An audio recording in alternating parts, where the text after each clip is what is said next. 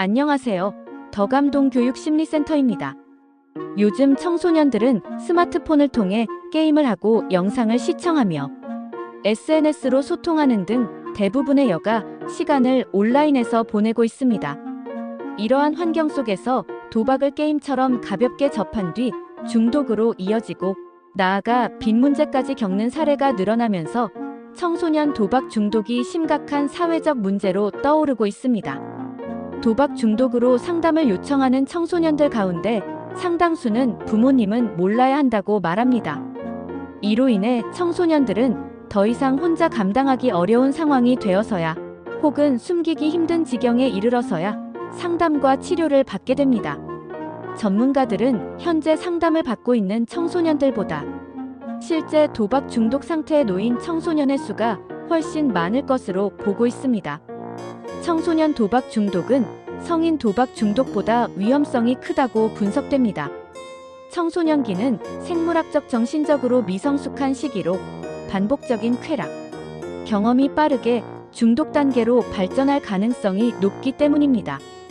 참을성과 충동 조절을 담당하는 전전두엽은 청소년기까지 발달하기 때문에 청소년들은 성인보다 도박이 주는 즐거움과 자극에 더욱 쉽게 빠질 수 있습니다. 2024년 청소년 도박 실태 조사에 따르면 청소년의 도박 경험률은 4.3%로 나타났습니다.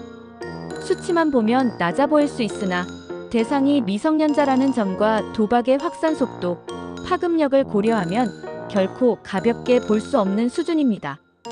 처음 시작한 시기는 중학생이 가장 많았으며 초등학생의 비율도 15%에 달하는 것으로 조사되었습니다. 페이스북, 트위터, 인스타그램과 같은 사회관계망 서비스가 불법 도박 사이트로 이어지는 주요 매개체로 작용하고 있으며 일반 사이트에서도 도박 광고가 노출되는 등 일상 속에서 쉽게 접근할 수 있는 환경이 조성되어 있다는 점이 문제로 지적되고 있습니다. 더욱 심각한 것은 최근 불법 온라인 도박 사이트들이 청소년을 겨냥해 수법을 더욱 교묘하게 바꾸고 있다는 점입니다. 청소년들이 흥미를 느낄 수 있도록 친근한 게임형 인터페이스를 사용하고 모바일에서도 쉽게 이용할 수 있도록 설계되어 있어 게임과 도박의 구분이 어려운 경우가 많습니다. 이로 인해 불법이라는 인식조차 하지 못한 채 도박을 시작하고 결국 중독으로 이어지는 피해 사례가 증가하고 있습니다. 전문가들은 청소년 도박 문제를 성인 도박과 완전히 다른 관점에서 바라봐야 한다고 강조합니다.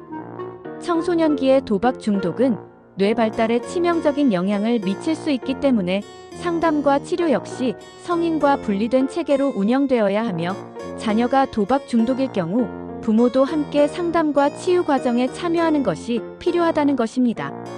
현실적으로 청소년 도박을 완전히 차단할 수 있는 방법은 거의 없다고 볼 수 있습니다.